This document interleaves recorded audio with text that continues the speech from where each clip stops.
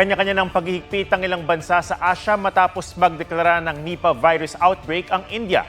Nananatili naman daw low risk sa virus ang Pilipinas ayon sa eksperto. May report si Ian Cruz.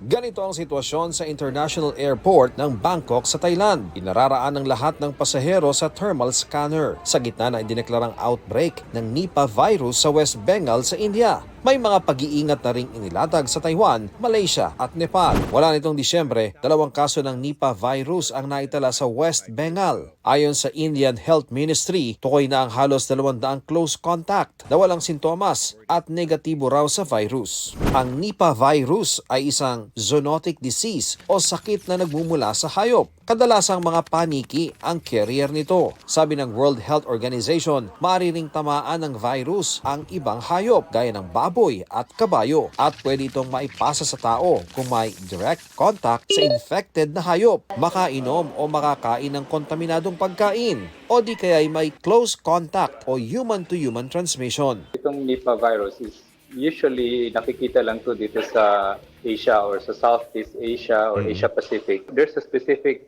species of the fruit bats that usually carries the virus. Kung ano yung mga prutas na kinakain din niya, na contaminate sa kanya, then it will also be eaten by people in that particular area. Taong 1999, nang unang madiskubre ang Nipah virus, kasunod ng outbreak sa Malaysia at Singapore na ikinasawi ng mahigit 100. Batay sa pag-aaral, 4 to 14 days ang incubation period ng Nipah virus. Pwedeng mild lang ang sintomas pero may mga malala at nakakamatay. Ang mga tinamaan nito, posibleng makaranas ng lagnat, sakit ng ulo, ubo, sore throat, pagsusuka, myalgia o muscle pain at hirap sa paghinga. May mga nakaranas naman ng brain swelling o encephalitis, pulmonya at iba pang severe respiratory problems. Minsan nauuwi pa sa koma sa loob ng 48 oras o 2 araw. Sabi ng WHO, 40 to 75% ang fatality rate ng Nipah virus. At sa ngayon, wala pang bakuna laban dito at di patukoy kung paano gagamutin.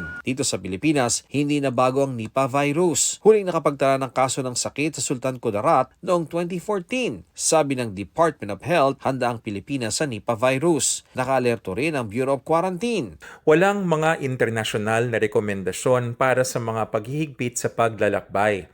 Habang nananatiling bukas ang ating mga border, ang proactive border screening kahit bago pa man maglakbay tulad ng online health declaration at pagkatapos naman ay on-arrival thermal scanning at trained observation ng mga manlalakbay ay patuloy na nagpoprotekta sa mga Pilipino mula sa papasok na sakit. Sabi naman ng infectious disease expert na si Dr. Rogin Solante, nananatiling low risk sa Nipah virus ang Pilipinas sa ngayon. You need a high load of the virus to be transmitted to an individual. It can be transmitted through droplet, no? So pag umubo, Airborne? harap mo, no?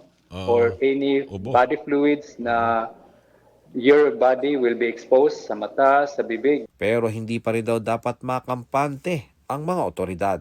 It's important to wash hands, no? Wear protective gloves. Kung halimbawa, ikaw yung healthcare workers, proper infection control. Those are necessary para hindi tumuloy ang human-to-human transmission. Ian Cruz, nagbabalita para sa GMA Integrated News.